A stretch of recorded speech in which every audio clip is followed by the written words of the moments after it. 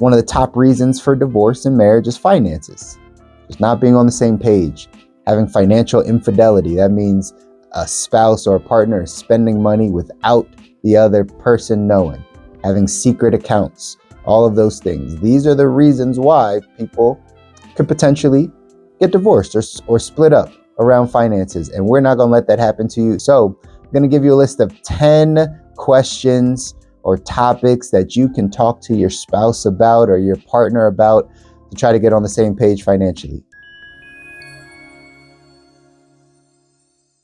What's up, everybody? I'm back. It's Chris, your financial coach, financial therapist, financial planner with United Agency, here to give you some more financial guidance for your life. As always, like and subscribe. You're going to miss all the content if you don't subscribe to the channel, so subscribe to the channel. We're dropping financial information, entrepreneur advice, all types of things that are helping you on your journey of designing the life that you want, specifically diving into your finances. That's what we're here to do today. And today, in this video, we're going to be talking to you couples, you married couples or people in long-term relationships where your finances are together. Here's some questions. By the end of this video, we're going to give you 10 questions that you should be asking your partner to get on the same page financially. Stick around. All right, y'all. So today, this message is for the couples. Now, obviously, there's probably somebody listening that's single. You can still take a bunch of information from this, and as you get started, maybe in a dating journey or the journey of finding your ideal soulmate, these will be some questions that you have in mind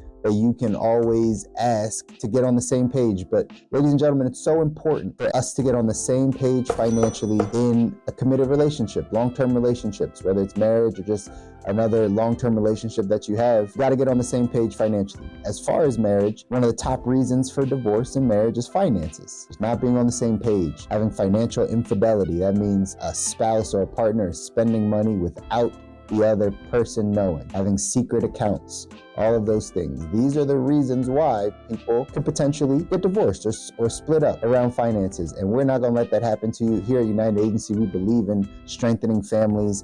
And one of the ways we can strengthen and help a family is to get you guys on the same page financially. So I'm going to give you a list of 10 questions or topics that you can talk to your spouse about or your partner about to try to get on the same page financially. And here's the thing, if you're not on the same page, it's okay.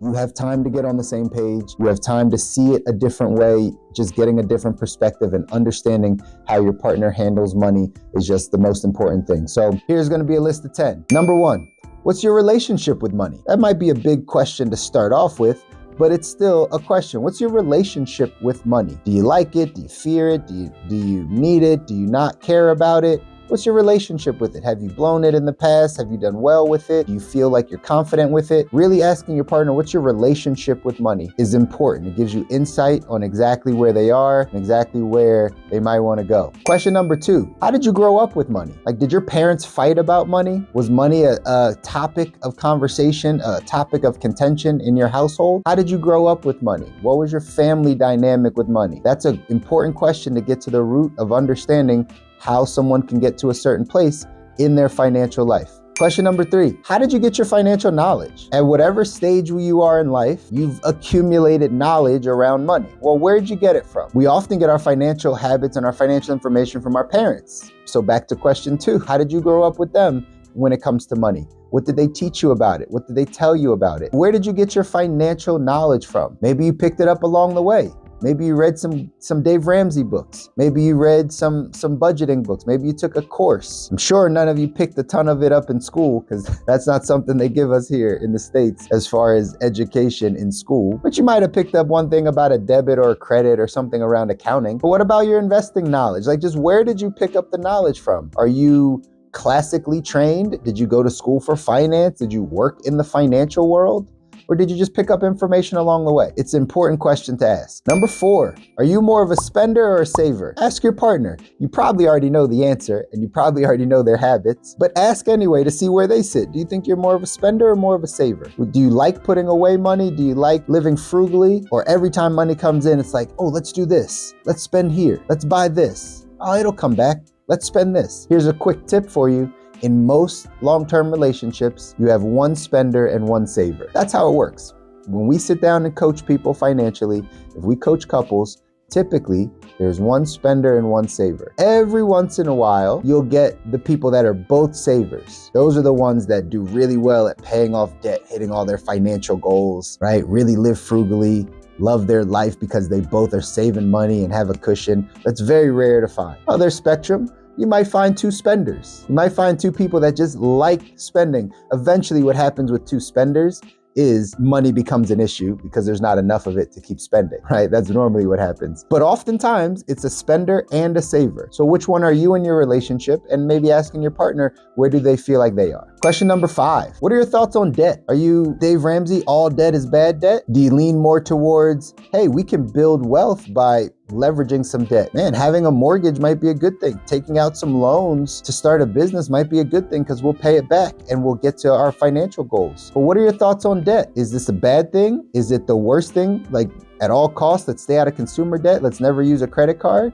Or is it something we can manage? It's important to understand where your partner sits on a topic like debt because it's very quickly in our financial life that we could accumulate some debt. And if debt stresses both of you out, then you'll be both in the position to want to get out of debt quickly. But maybe one person is not as stressed about the debt. Maybe they don't understand how interest works. So asking the question, what are your thoughts on debt? How are we going to manage debt is a good one. Question number 6, what do you want money for? What do you want it for? What's the usage of money in your life? Asking your partner this question is important. Is it just for fun and splurging? Is it for safety and security? Is it for combination of both? Do we want to have a lot of it set aside? Does it matter if we have a lot? What do you want to use it for? Is it for future growth? Is it for our current right now situation? Getting into the mindset of why your partner, like what your partner wants to use money for, will be important to know moving forward and how they choose to spend their money or save their money.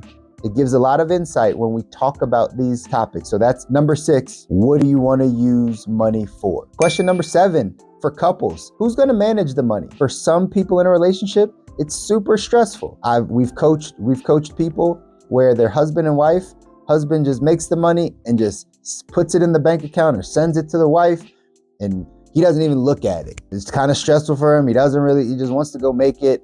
However the bills get paid, doesn't really matter. He doesn't want to look at it at all, right? For some people, that's the woman.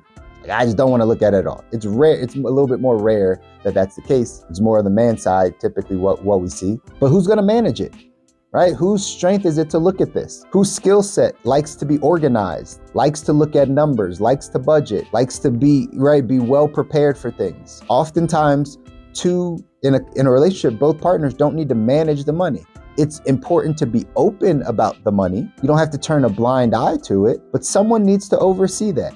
And sometimes it makes sense for one person to oversee it and then just share it with the other person. Sometimes there's some couples that want to manage it together, that want to share in the joy of managing their money together, of looking at where the investments are, of seeing what the budget is, and helping each other course correct to get to the goals. But you got to decide, who's going to manage it? Who's going to oversee it? Who is going to hold us accountable for where we're going or what we want to do with it? Sometimes it's a shared responsibility for everybody. Sometimes it's just one person. But either way, you got to decide that. Number 8, how do we feel about financially supporting family members? What are your thoughts on financially supporting a family member as a child gets older and becomes 18 or 20 or 21? How do we think about actually, helping them financially? Do we give them more than what they need? Do we tell them to go work? What about if you have an aging parent? How do we support them financially? Does more money go there? What about siblings, right? If you have a brother or sister that needs money, how are we going to handle the people around us and us supporting them financially? This is a big question. These are questions to ask. So when it pops up, when a mother or a father or a brother or sister needs something, how do we handle it? Are we on the same page? Because there's forms where people might get resentful. Hey, I don't think we should give money to your sister. Hey, I don't think we should be, paying for our adult child to go do that, to buy them clothes or whatever the case is. So how are you going to handle the responsibilities of supporting family members financially? What are your partner's thoughts on supporting someone financially? It's a big question. Number 9, what are your fears around money? We all have them. Is your fear to go broke? Is your fear to not have enough? Is your fear that you might have too much and lose it or get robbed, right? Or get scammed? We have fears around money, so talk about them. This is just important for for all couples, right? To talk about their fears and the things that they have maybe some insecurities around, but specifically around money. What are your fears? What are some of the insecurities? Like what do you think worst case scenario is? Like what would happen?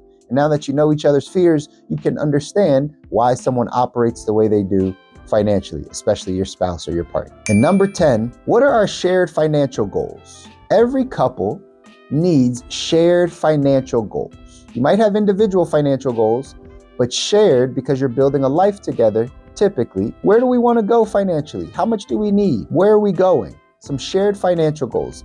The couples that do the best with money have big shared financial goals that they're trying to get to. Legacy type goals. Even if both husband and wife are breadwinners, even if both husband and wife are entrepreneurs making things happen, when they come back together at the end of the day, they're trying to find out, man, what are we trying to get to and how close are we to it? So those are the 10.